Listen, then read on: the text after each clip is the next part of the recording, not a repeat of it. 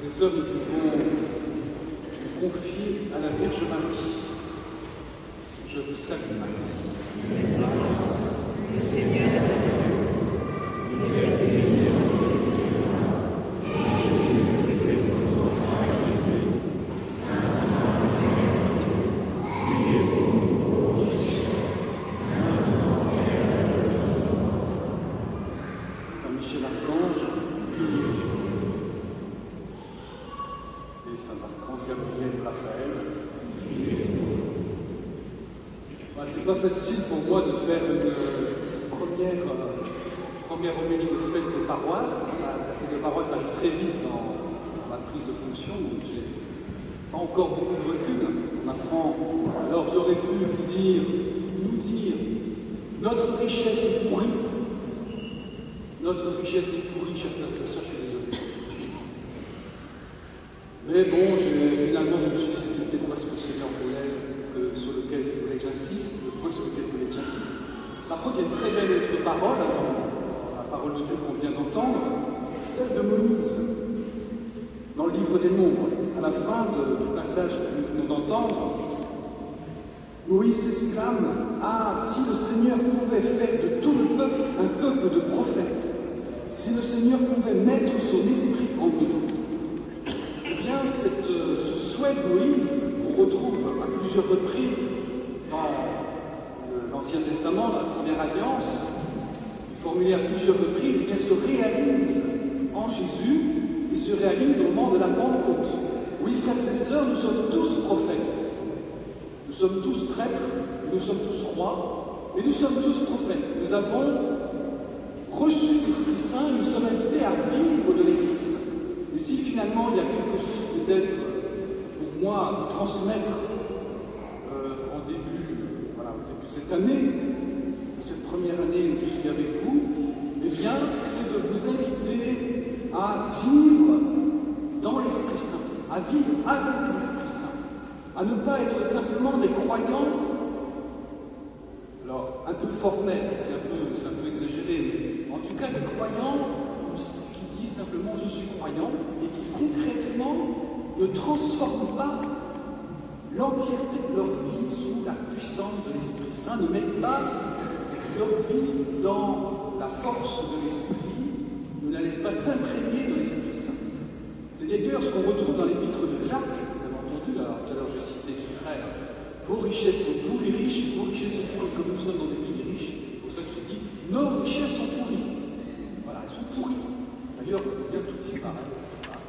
Mais Saint Jacques nous montre que la vie en Jésus-Christ, la vie de foi, la vie chrétienne, la vie des communautés chrétiennes, puisque ces premières lettres qu'on retrouve dans la parole de Dieu, les lettres de Paul, de Jacques, les autres, eh bien, s'adressent à des petites communautés, quelquefois à quelques personnes, mais souvent à des communautés, eh bien, à ces jeunes communautés chrétiennes, à ces jeunes paroisses, ces jeunes diocèses, eh bien, le Seigneur, à travers ses lettres, dit très clairement, votre vie doit se transformer dans son intégralité.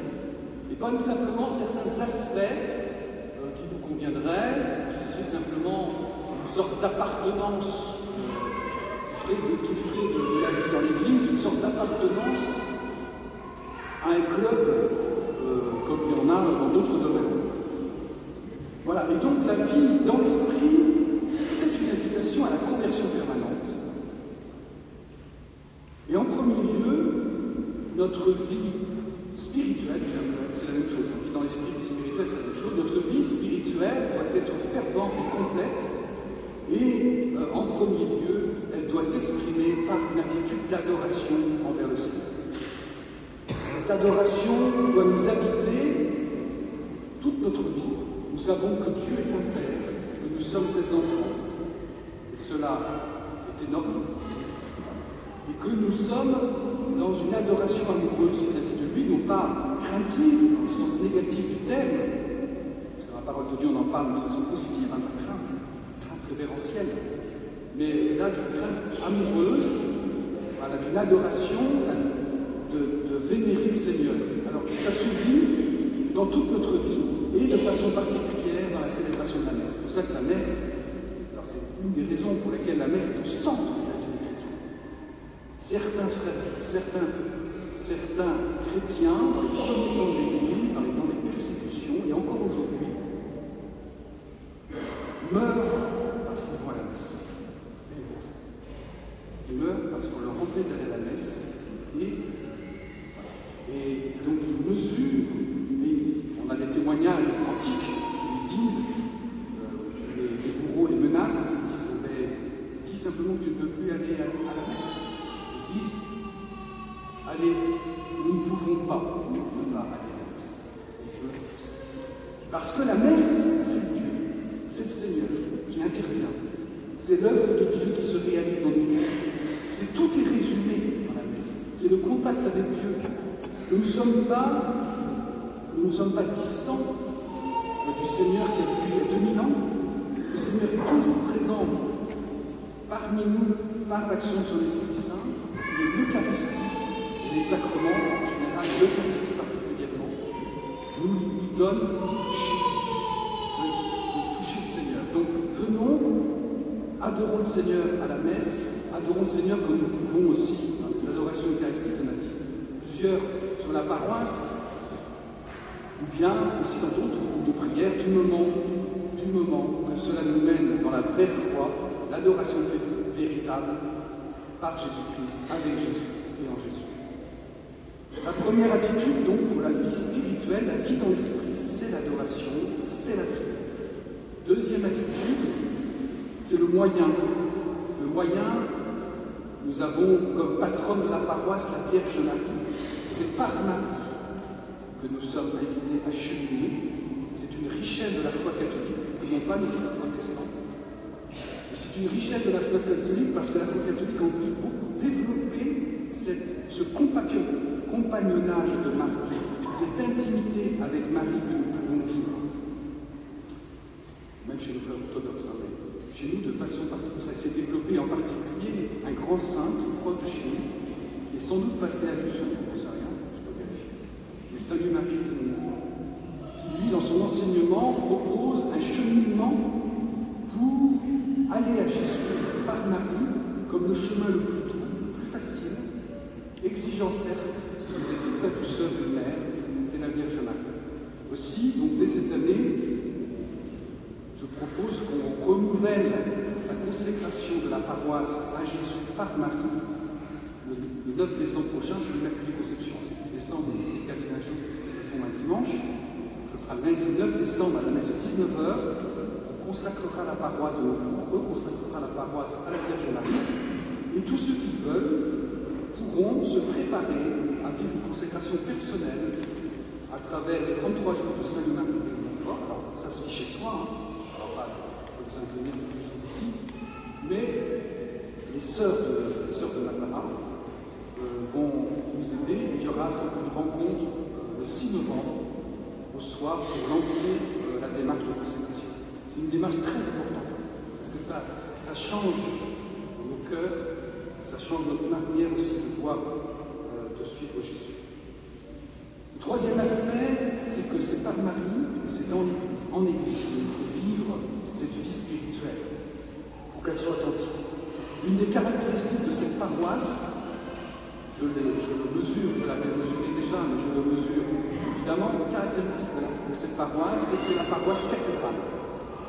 Dans cette église et la cathédrale, avec la cathèdre de notre évêque, nous oblige, nous, paroissiens de cette paroisse, nous oblige à avoir un amour aiguisé et actif et vivant pour notre Église, malgré ces scandales, malgré le fait que ce que Jésus dit, il aurait mieux fallu, plutôt que scandaliser un petit, il aurait mieux fallu mettre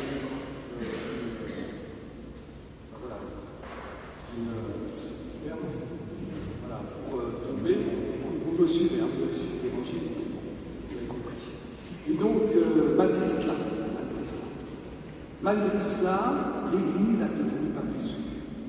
Jésus a donné sa vie pour elle, il l'a fondée, il l'a créée, il est fidèle, et l'Esprit Saint est l'âme de l'Église. Nous sommes ses membres, tous, chacun à notre place. chacun nous avons notre place à prendre dans cette Église, non pas dans le sens de faire plein de choses, même si Dieu sait qu'il y a besoin, on a besoin toujours beaucoup de bénévoles, mais c'est pas ça. Mais c'est d'abord aimer son Église, de se sentir appartenir à cette Église, de prier pour elle, de prier pour notre évêque, de prier pour le Saint-Père, évidemment. Et donc, depuis quelque temps déjà, nous célébrons, parce que les chanoines ne peuvent plus venir prier dans cette cathédrale. Je propose que tous les paroissiens qui souhaitent puissent venir prier le samedi matin, l'office des laudes à 8h30 dans le chœur, là, dans les stalles, pour prier pour le diocèse. Et puis, cette semaine, la semaine prochaine, nous allons fêter le 3 octobre, jeudi 3 octobre, la solennité de la dédicace de cette cathédrale, toute une grande fête pour le diocèse. Donc nous ferons une journée de prière avec l'adoration perpétuelle. Vous vous inscrivez aussi à l'adoration à la fin de cette messe au fond de l'église, au fond de la cathédrale. En tout cas,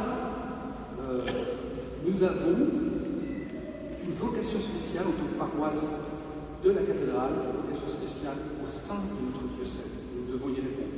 Je suis assez touché par les carmélites chez qui je suis allé célébrer plusieurs fois, parce que beaucoup de prêtres on célèbre les messes.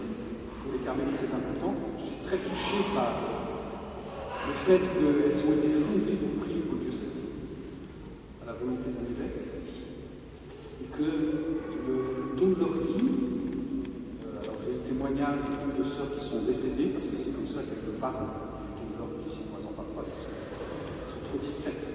Donc on m'a encore parlé récemment d'une sœur qui est morte au mois de juillet et qui a vraiment donné sa vie, et qui était tellement, j'ose le dire, simple, qu'elle était heureuse d'elle aussi.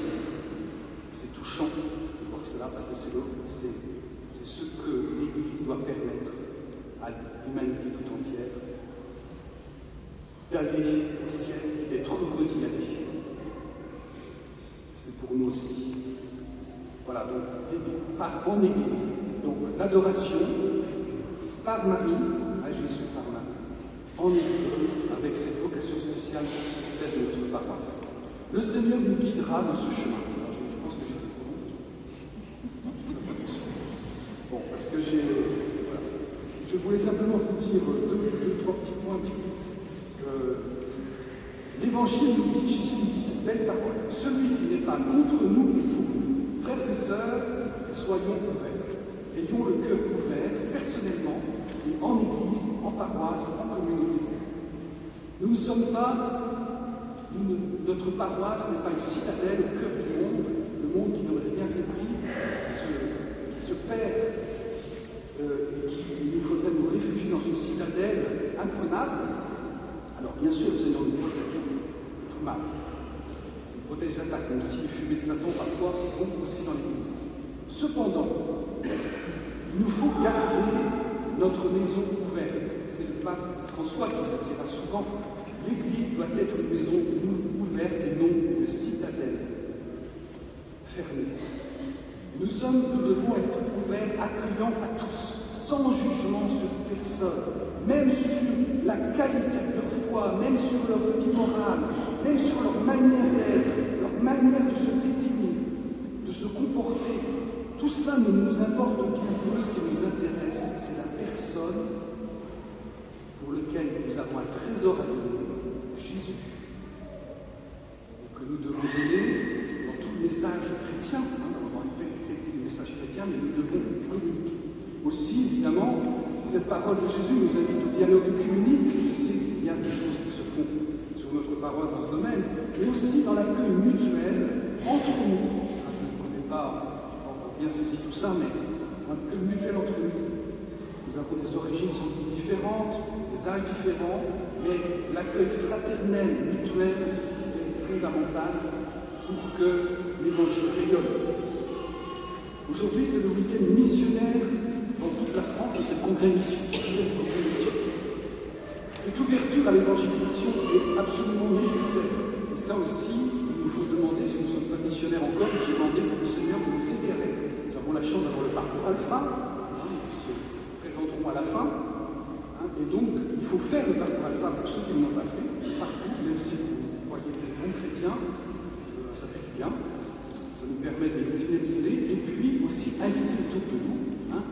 La mission d'évangélisation est une nécessité aujourd'hui. Malheur à moi si je n'évangélise pas. Et puis, comme dira justement le code de la mission, ils disent pas de mission sans fraternité. La vie fraternelle est importante. Ça va dans le sens de ce que je disais tout à l'heure sur l'ouverture les uns aux autres. Mais soyons vigilants, parce que le démon, il attaque quoi?